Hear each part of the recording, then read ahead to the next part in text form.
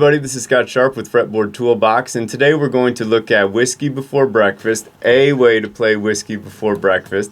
I'm definitely still a beginning flat picker, but I'm working on it, and I wanted to show you how you can see some different ways to play it and different places to play it, if you can see where all those notes from the key are laid out all over the fretboard. So I'll show you some tab that you can check out, and I'll show you where to find those notes. So let's take a look. Okay, today I'm trying a different view here, a top-down view instead of my usual side-to-side. So let's see if that works. So we're going to be playing the song Whiskey Before Breakfast. It's in the key of D major. So I need to go to the key of D major page here. We're using a complete guitar edition, so it's on page 25 here, and it says it on the tab. So I'm in the key of D major. This song has the chords 1, 4, 5, and then a 6, I think. Let's see if I remember. If I remembered properly. Oh, it's got a 2. My fault. It's got an E minor here. Okay, so it's got D major, it's got G major is a 4 chord, A major is a 5 chord, and it's got E minor, which is a 2 chord. And then this box shows you the notes that make the chords, and this shows you where all those notes are laid out all over the fretboard. Okay, so let's go to Whiskey Before Breakfast here and get started. So here's the first line. It starts out on 2 measures of a D chord, and then G, D, A, and then here's our notes. So open 2, 4, open 2, we're starting on the D string, and up here it goes open 2, 4, so D, E, F sharp, open 2, G, A, and on the guitar it looked like this. Okay, so down, up, down, up, down. Okay.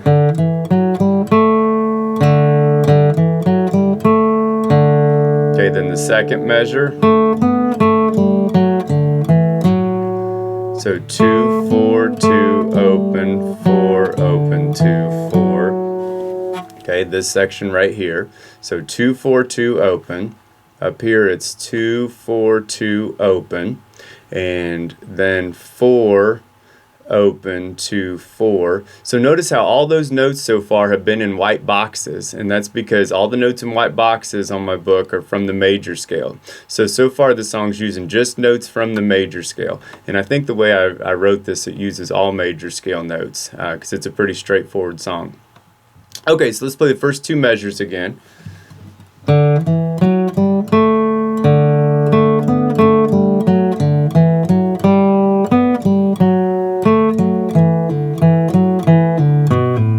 So you're going to find tab all the time that has different, that you hear the song differently, or you would like it to sound different, and that's where I find this to be super helpful. So maybe I don't want to pull off on 2 open, 2 open, 2 open. What if I just played it straight through? How would that sound?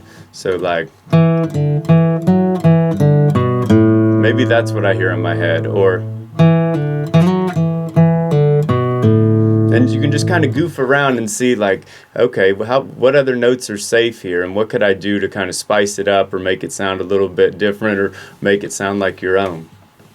Okay, so those first 4 measures, we'll play through those real quick.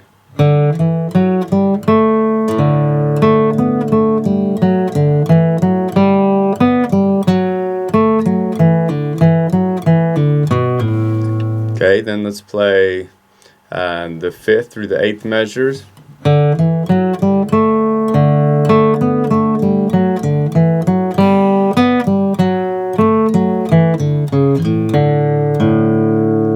Okay, so this is measure 5, measure 6, measure 7, measure 8. Okay, then measure 10 is just like measure 1.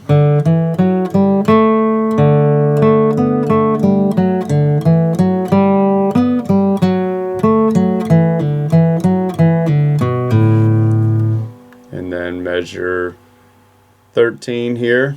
And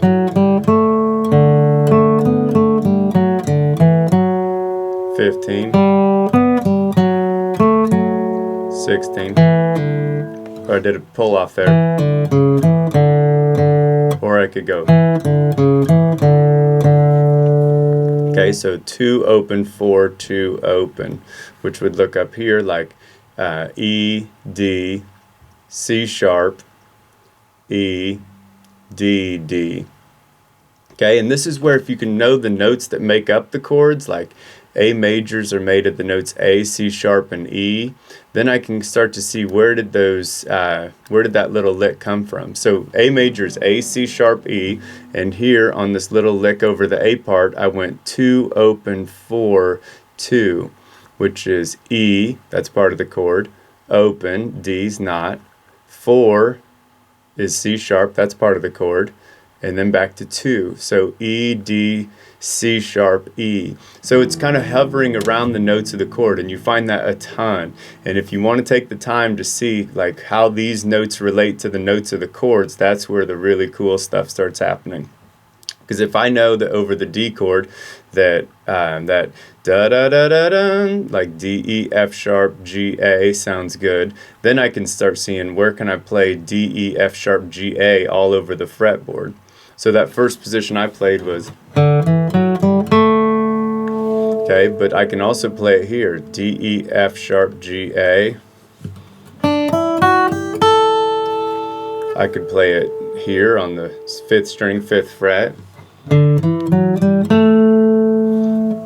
I can play it up on the 7th fret.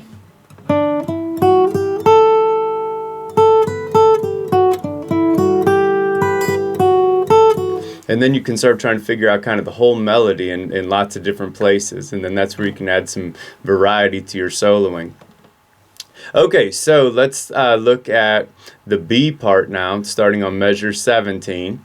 And this, I wrote this out like this here. So here's measure 17. So da da da da da. And then measure 18. Okay, so that one's a little bit tricky. So let's play 17 and 18 together again. 18. And so I bar it right there on this last 2 notes here, but you could play it without barring, I bet. Yeah, so however you want to play it, see, as long as you can hit those notes or find another cool way to make it sound good. Okay, so measure 18, measure 19. So 19 is just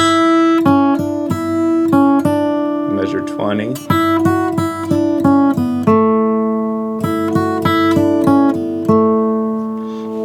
So I've been really working on trying to keep my right hand moving up and down at the right times. I've been working, I took some lessons last year with Don Julin, and it was just like amazing. Like, oh, okay, I see how I have no clue what I'm doing with my right hand. So like he's a big proponent of keeping your hand moving, and not everybody does that, but I find it really helpful for me, someone who doesn't naturally have great timing, to just keep that right hand moving. So like da da da da da da da da da da da da.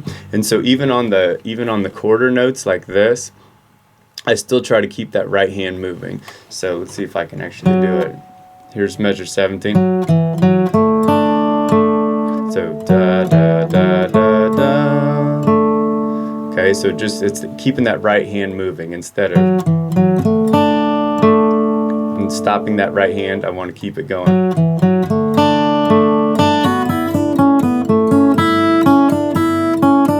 Measure 20. Okay, then the tricky part, the tricky-ist part, you can tell just by the chords here, there's a lot of action going on here. And so let's play measure 21.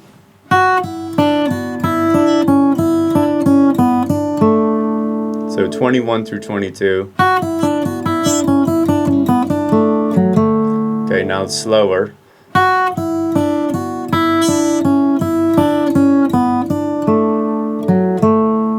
Measure 23,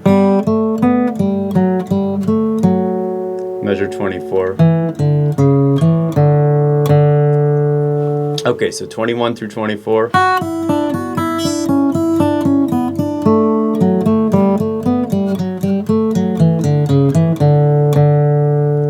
Okay, I'm gonna try it slower.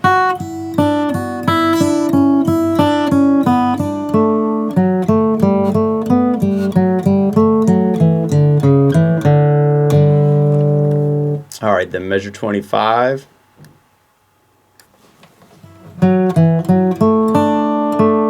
26. 27. 28. And then 29 here.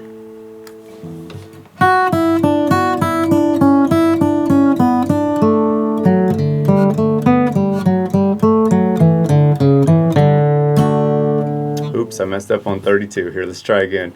29 through 32.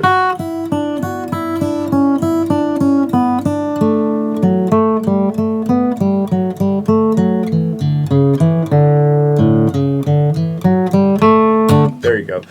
Something like that. So anyways, if you want to purchase a Fiddle Tunes book that just gives you some arrangements that I made for these common fiddle tunes here, you can check those out from the Toolbox website. Or if you want to pick up your own Fretboard Toolbox Complete Edition, you can order that from the website as well. Just go to order the Toolbox, go to pick your instrument, and then pick any of these instruments here. Today we were using guitar, and then we were using not the Essential book today, but we were using the Complete book. I was using the interactive book so I could click and jump around. And then if you want to practice some, if you want to pick up that Fiddle Tunes book, you can click on Fiddle Tunes Volume 1. And you can order the books here. But the most important thing, and however you any kind of tab that you have for those tunes, if you click on these free tracks here, we were doing Whiskey Before Breakfast. I've got me playing these tracks down from 20% up to 130, and so the reason I had to go down this low is because when I was starting, like, I literally had to go.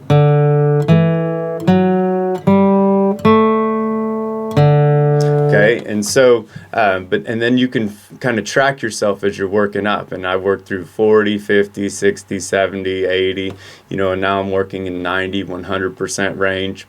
And it'll tell you what the chord progressions are of those tunes and the A parts and the B parts.